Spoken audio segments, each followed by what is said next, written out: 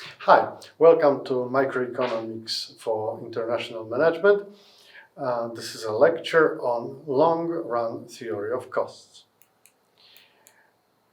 When we look at costs from the long-run perspective, the major difference here is that we have no fixed costs. So all costs are actually treated as variable costs. Therefore, we may consider changing the scale of production in a very considerable way. In the short run, we were always limited by capital that was fixed. But here, both capital and labor can be changed. They are variable. Changing the scale makes it possible for us to experience so-called economies or diseconomies of scale. They are different depending on the type of the business, depending on the industry that you operate in, depend on your output level, but basically they are connected with the relation between resources, inputs that you use, and outputs that you get. So consider the following situation. If employing a certain amount of resources, of inputs, let's call this collection X.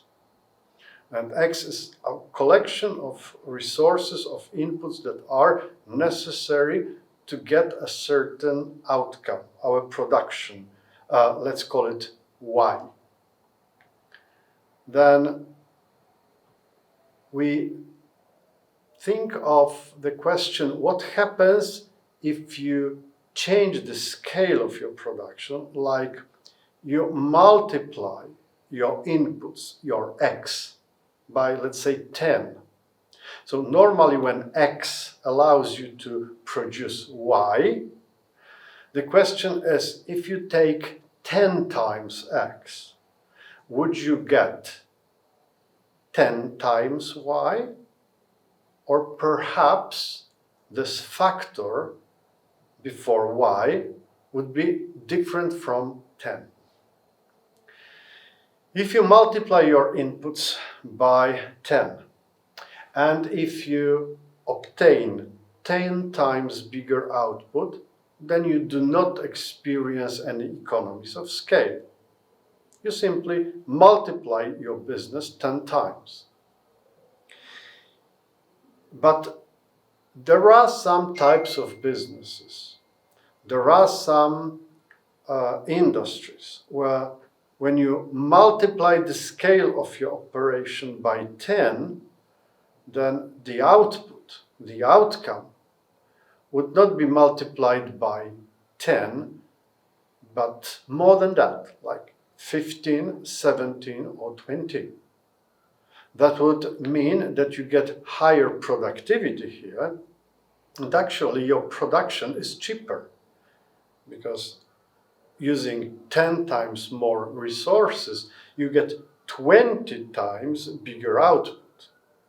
These are economies of scale. These economies of scale would happen when you increase the scale of your operation by 10, and the increase in the output, the increase in the effects that you get is smaller than 10, like 7 or 8. That would mean that actually your bigger scale operations are not so efficient. They are not as efficient as they used to be for a small scale. Economies of scale are well illustrated by the concept of long-run average cost. And such exemplary long-run average cost curve you can see here in the slide, right? This curve normally looks slightly differently, but this one here allows you to fully experience all effects of scale. So when you look at the first part, for this relatively small Q, you can see that this long-run average cost decreases for bigger quantities.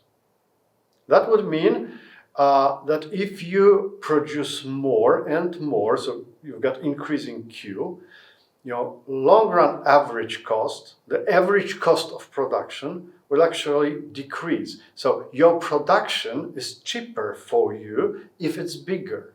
So this is the essence of positive economies of scale. So this first range is the range when you experience economies of scale.